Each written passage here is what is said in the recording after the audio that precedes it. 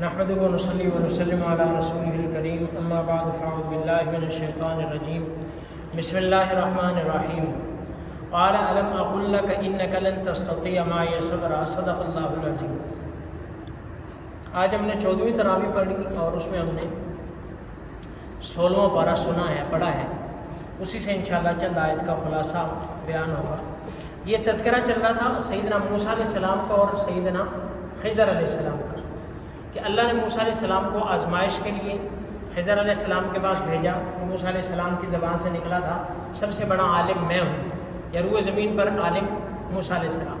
تو خضر علیہ السلام کے پاس گئے، انہوں نے پہلے تو کہا آپ میرے ساتھ نہیں رہ سکتے، پھر جب اصرار کیا تو بڑی شرائط کے ساتھ انہوں نے رکھا، تو پھر انہوں نے کشتی پہ بیٹھے اس کو سوراخ کر دیا۔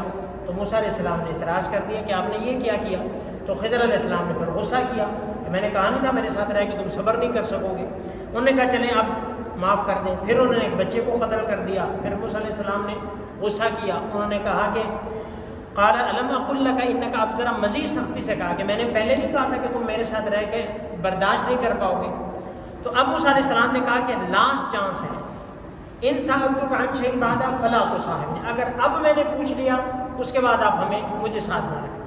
چل پڑے، پھر ایک بستی میں گئے تو وہاں پہ ان سے انہوں نے جب وہ کہا کہ ہمیں کھانا کھلا دو، ہماری مہمانی کر دو، تو انہوں نے کہا ہم نہیں کھلاتے شاید، ہم مہمانی نہیں کرتے۔ تو انہوں نے کہا ٹھیک ہے۔ پھر یہ چلتے ہوئے جاتے دیکھے ایک دیوار وہ گرنے کے قریب تھی، تو خضر علیہ السلام نے اس کو دوبارہ کہنے کے سیدھا کر دیا۔ اب موسیٰ علیہ السلام نے پھر کہہ دیا کہ انہوں نے جو وہ آپ کو آپ کی مہمانی کرنے سے انکار کر دیا اور آپ نے ان کی دیوار بنا دی۔ تو اب خضر علیہ السلام نے کہا ھذا فراق بینی و بینک سأنبئک بتأویل ما لم تستطع علیہ صبرا، کہ اب ہمارے درمیان جدائی ہے اور یہ جو میں نے کام کیے ہیں میں بتاتا ہوں میں نے کیوں کیے۔ پہلا جو کشتی میں سوراخ کیا تھا وہ اس وجہ سے کیا تھا کہ وہ اما السفینۃ فکانت لمساکین، غریب بیچارے بچے تھے دو، ان کی یہ کشتی تھی، اور یہ کشتی بادشاہ تھا ایک جو دریا کی نہر کے اس پار تھا، کہ جو کشتی صحیح سلامت ہوتی نہیں ہوتی اس کو لے لیتا تھا، چھین لیتا تھا۔ تو اس لیے میں نے سوراخ کر دیا تھا کہ پرانی لگے، کم از کم ان کی کشتی چھینے نہیں، ان کا روزگار چلتا رہے۔ وہ میں نے اس وجہ سے کیا تھا کہ وہ کہتے ہیں کہ some thing is better than nothing, کہ چلو تھوڑا سا نقصان ہوگا لیکن ان کا روزگار چلتا رہے گا۔ تو میں نے تھوڑا سا نقصان کر دیا، بڑے نقصان سے بچ گئے، وہ تو اس وجہ سے تھا۔ باقی رہی بات جو بچے کی رہی، میں نے وہ کیوں قتل کیا کہ اس کے والدین مومن تھے اور اس بچے نے بڑا ہو کر ایسا بننا تھا جو والدین کی بدنامی کا سبب تھا، اس وجہ سے اس کو ختم کر دیا۔ نمبر 3 جو تھا کہ دیوار کیوں بنائی، کہ وہ 2 یتیم بچوں کی تھی اور ان کے والد نے اس دیوار کے نیچے خزانہ چھوڑا تھا۔ اب اگر دیوار گر جاتی تو لوگ خزانہ لے لیتے، اس لیے میں نے دیوار بنا دی کہ بڑے ہوں گے تو اپنا خزانہ اس میں سے نکال لیں گے۔ یہ ھذا تأویل ما لم تستطع علیہ صبرا، یہ میری تینوں باتوں کی تعبیر تھی جس پر تو صبر نہیں کر سکا۔ تو یہ خیر موسیٰ اور خضر علیہ السلام، موسیٰ علیہ السلام کا امتحان تھا اور خضر علیہ السلام کے ساتھ ان کی رفاقت تھی۔ اور موسیٰ علیہ السلام کا علم تشریعی تھا، خضر علیہ السلام کا علم تکوینی تھا۔ تشریعی علم کیا ہوتا ہے؟ شریعت کا علم، قرآن و حدیث کا علم، قرآن و حدیث کا علم یہ تشریعی علم ہے۔ اس کے مطابق کیا ہے؟ جھوٹ گناہ ہے، کسی کو مارنا گناہ ہے، قتل کرنا گناہ ہے، تکلیف دینا گناہ ہے، کسی کو نقصان پہنچانا گناہ ہے، یہ ساری چیزیں انہی میں سے ہے۔ کسی کی کشتی توڑنا بھی گناہ ہے، یہ تشریعی علم ہے۔ شریعت میں ایسا ہی ہے، آپ کسی کی سوئی بھی بغیر اجازت نہیں لے سکتے، کسی کو اتنا بھی نقصان نہیں پہنچا سکتے۔ تو یہ تشریعی علم تھا۔ خضر علیہ السلام کے پاس تکوینی علم تھا۔ تکوینی علم کا مطلب کہ یہ کام ہونا ہی ہونا ہے۔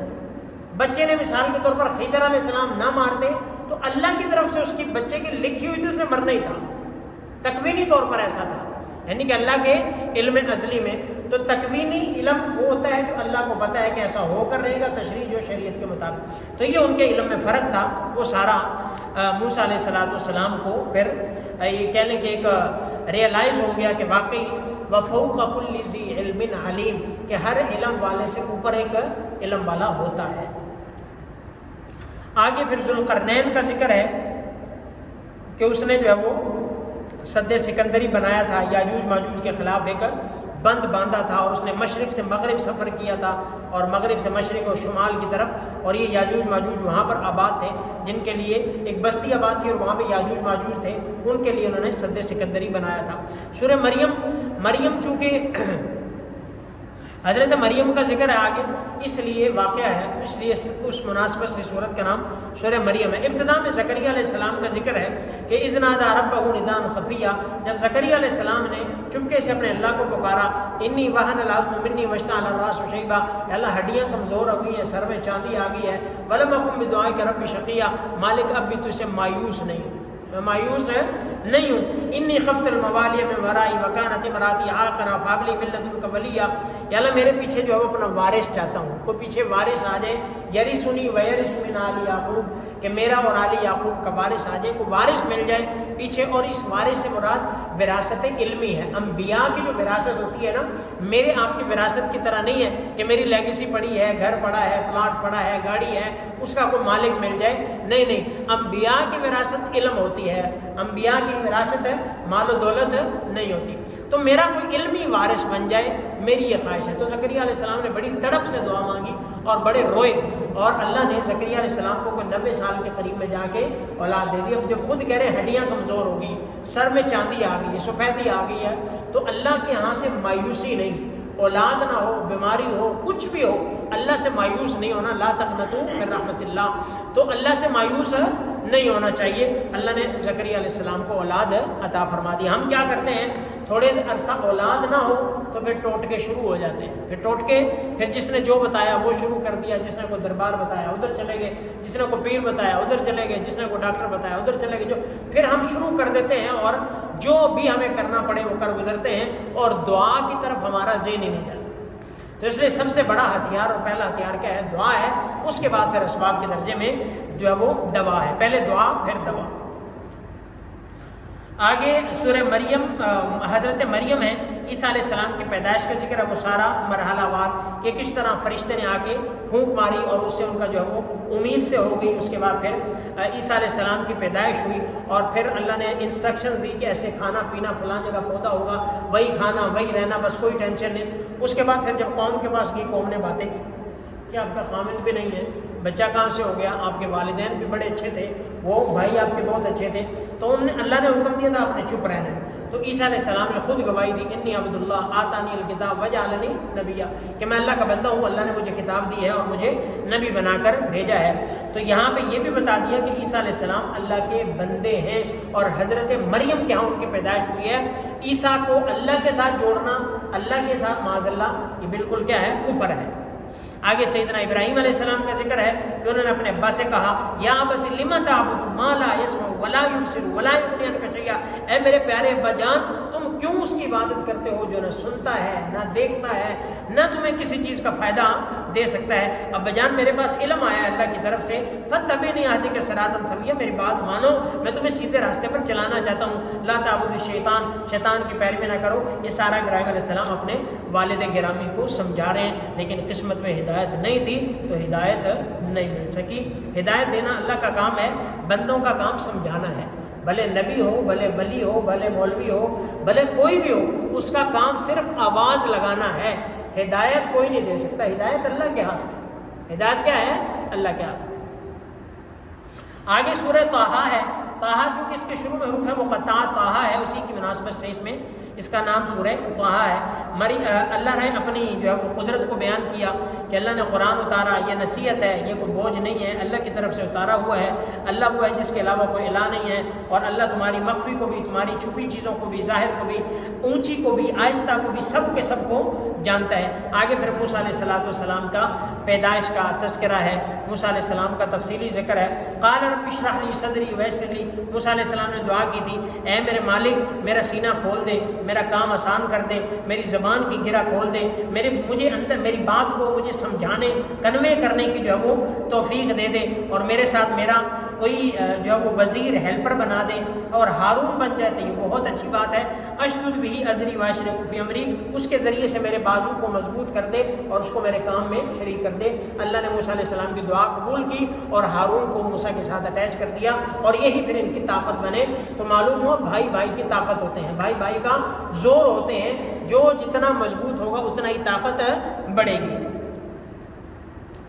آگے تک پھر یہ موسیٰ علیہ السلام کا ہی تذکرہ چل رہا ہے. آگے فرعون کا اور اس کے جادوگروں کا تذکرہ ہے. یہ موسیٰ علیہ السلام معاذ اللہ اس لیے آئے ہیں کہ یہ ہمیں ہمارے علاقے سے نکالنا چاہتے ہیں اور قبضہ کرنا چاہتے ہیں، لہٰذا ہم ان کا مقابلہ کریں گے.